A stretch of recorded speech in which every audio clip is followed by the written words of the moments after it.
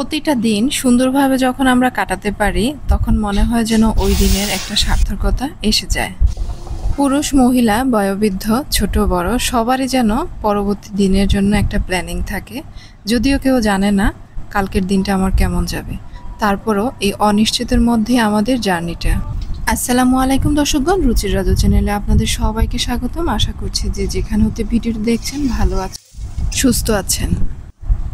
আলহামদুলিল্লাহ, আবারও একটা নতুন দিনের সূচনা। সকালবেলা উঠেই ঘরদোর গুছিয়ে নাস্তার পর্বটা শেষ করে ছুটির দিনে একটু আবার বিশ্রাম নিয়ে আবার শুরু করলাম দুপুরের খাবার প্রস্তুতির জন্য।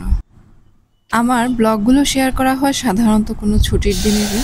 অন্যান্য দিন থাকে কর্মব্যস্ততা, কিন্তু ছুটির দিনটা একটু সাদামাটাভাবেই মনে হয় যেন করতে ভালো লাগে। খুব বেশি আয়োজন একদমই কেন যেন ভালো লাগে না। আমার বাসায় সিলিন্ডার গ্যাস ব্যবহার করা হয় বিধায় ডাল ছাড়া অন্যান্য তরকারিগুলো প্রতিদিনই করা হয়, কিন্তু ডালটা করতে গিয়ে অনেকটা টাইম লাগে আর অনেকটা গ্যাস অপচয়ই মনে হয়। এই কারণে দুটো দিনের জন্য ডালটা রেডি করে একটা ডাল আমি রেখে দেই বাগার ছাড়া, আর একটা ডাল ওই দিনের জন্য রেডি করে ফেলি। তো আজ আবার ধনেপাতা ছিল না, শুধু পেঁয়াজ আর রসুন দিয়ে বাগার দিয়ে দিলাম। আর আমার টবের গাছের কিছু কলমি শাক ছিল, এই কলমি শাকটা আমি 2-3 দিন আগেই তুলেছিলাম এবং অনেকগুলো শাক হয়েছিল, যেটা কিনা আমাদের সংসারে যারা আছে সবার পক্ষে একদিনে খাওয়াটা অসম্ভব ছিল। তাই বেশি অর্ধেকটা রান্না করেছিলাম আর আজকের জন্য একটু জাস্ট ভাপিয়ে নিয়েছিলাম, তো সেটাকে একটু বাগারটা দিয়ে আজকের জন্য রেখে দিলাম। আর এখানে একটু মাছের আইটেমটা করছি, জাস্ট একটা মাছ, একটা সবজি বা ভাজি আর একটু ডাল হলেই যেন অমৃত লাগে। বেশি আহামরি কিছুর কিন্তু আসলেই প্রয়োজন হয় না একটু স্বাস্থ্যকর খাবার খাওয়ার জন্য। তো আজ বাসায় ফ্রিজ গেটে দেখলাম তেলাপিয়াটা ছাড়া তেমন কোনো মাছ নেই। সপ্তাহের শেষের দিকেই বাজার করা হয়। এখন এই 2-1 দিন এভাবেই চলতে হবে, যা আছে এতটুকুতেই কিন্তু রান্না করতে হবে। তো মাছটাকে ভালোভাবে ধুয়ে একটু লবণ দিয়ে ধুয়ে নিয়েছিলাম, এতে করে কালচে ভাবটা একটু কমে যায়। আর একটু লবণ আর একটু হলুদ দিয়ে ভালোভাবে মিডিয়াম হিটে একটু মিডিয়াম ধরনেই ভেজে নিলাম, খুব বেশি কিন্তু কড়কড়া করিনি। আর তেলটা দিয়েছি সরিষার তেল। এখন অনেক বছর ধরে সরিষার তেলটাই খাওয়া হচ্ছে। আসলে এক একটা সময় এক একটা ট্রেন্ড আসে, এটা আসলে কতটুকু গবেষণার ফল জানি না। একটা সময় সরিষার তেল শুনতাম নিষিদ্ধ, এখন নতুন গবেষণায় প্রমাণ সরিষার তেল ভালো।